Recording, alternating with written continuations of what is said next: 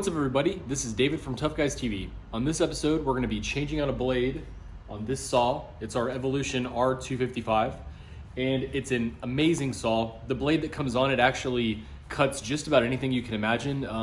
Nail embedded wood, PVC pipe, we've cut steel pipe, we've cut copper pipe, we've cut basically everything with that saw. But this blade in particular isn't great for just cutting wood all the time. It's just not designed for that. Like fine cutting, nice lumber to make something with. So since we have a few projects coming up, I wanted to kind of use this a little bit more. And I figured since I have an extra 60 tooth wood cutting blade, I would just throw that on there.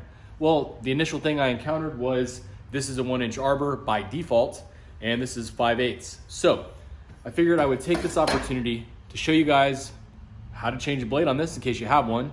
And if it stumped you, hopefully this will help you out. Thanks so much, as always, for checking out the channel and for watching these videos. Social media links here below.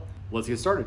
Okay, here's the saw. And to get started, you've got a cover plate that you'd have to take off to access everything underneath. And also, what I like to do is I like to get the saw placed down. Remove that dust bag so you guys can see better. There's a little piece here. You can lock that in place so this doesn't move anymore. Now, with it locked like this, the next step is I'm gonna go ahead and loosen these up and move this guard out of the way. And for that, just a simple Phillips screwdriver.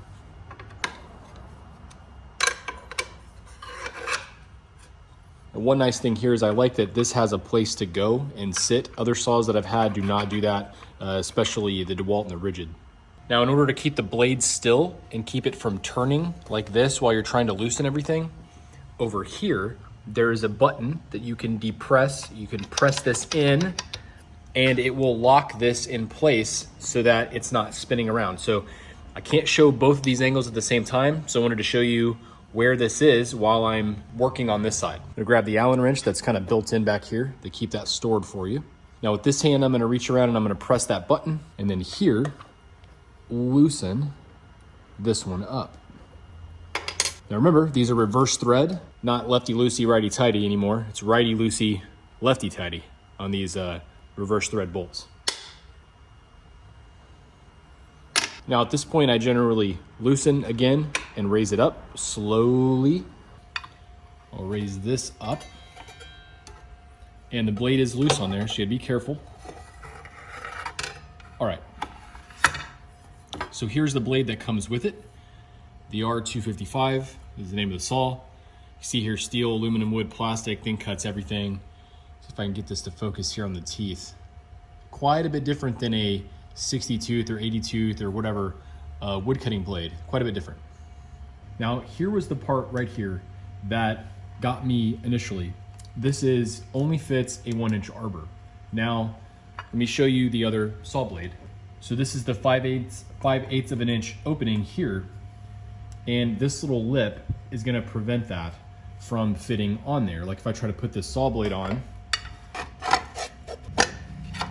it can barely seat on there, and it's not enough to lock this in place. And it even says on there, only 1 inch. So to be completely honest, at this stage, I was kind of stumped. And it wasn't until looking online and reading comments and another thread of people asking like, well, what do I do to get a 5/8 inch blade on this saw? And it's actually pretty easy. So you can see here, this only fits 1/8. And if you flip it over, only fits 5/8. So this little ring here, it just flips over. And really that's as hard as it is on this saw. You have to take this off, flip it around to the correct side that you need,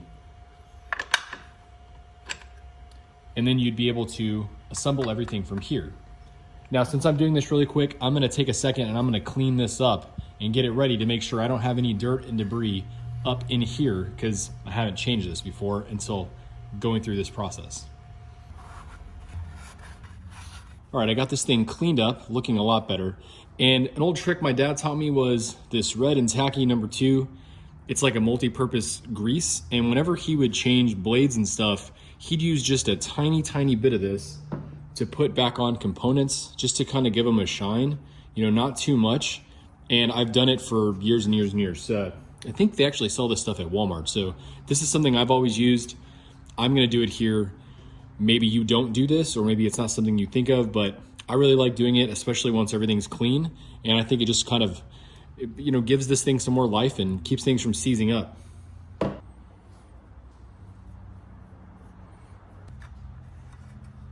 And just to say on this bolt here, this is not somewhere I would be putting that stuff.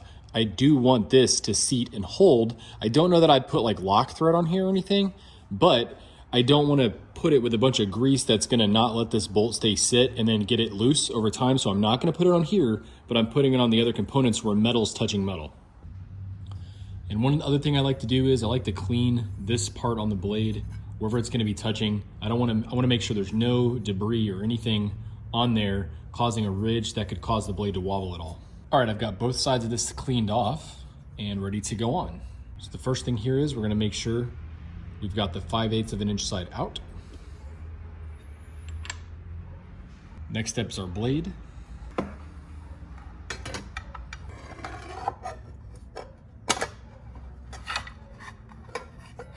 Next step is the locking ring. And the last step is this bolt. Just gonna make sure that the inside of this ring here is all cleaned out before I put that in. And then remember, lefty tighty, because it's reverse thread. Now, once I get this hand tight, I'm gonna reverse my process from the beginning. I'm gonna lower this down, lock it in place, hold the button on this side over here, and tighten that down.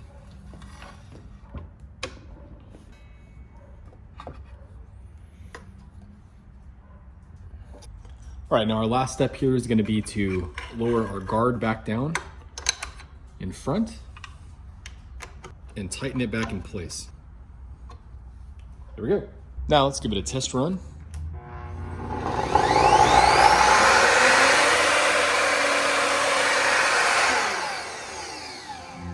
Looks good.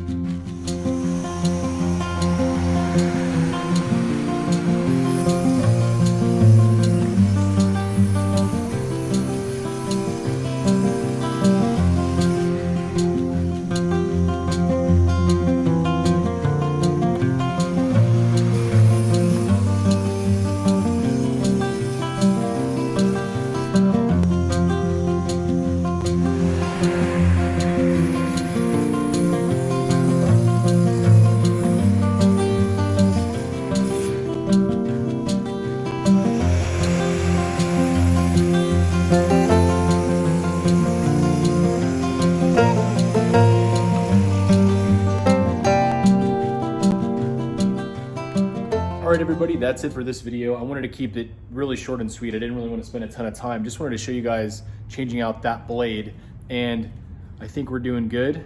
Nice and thin cuts. So it's gonna be a lot better now, and I can use this saw more often in the shop now that I know I can just switch that blade whenever I want. It only takes a couple minutes to do it, and it's gonna be just a much bigger asset for us in the shop. So thanks so much for watching. I hope that this video adds some value for you, helps you out, gives you a tip here and there. And check us out on social media. Come hang out and give us feedback on what we're doing and let us know. I appreciate everybody. See you guys in the next project. Have a good one.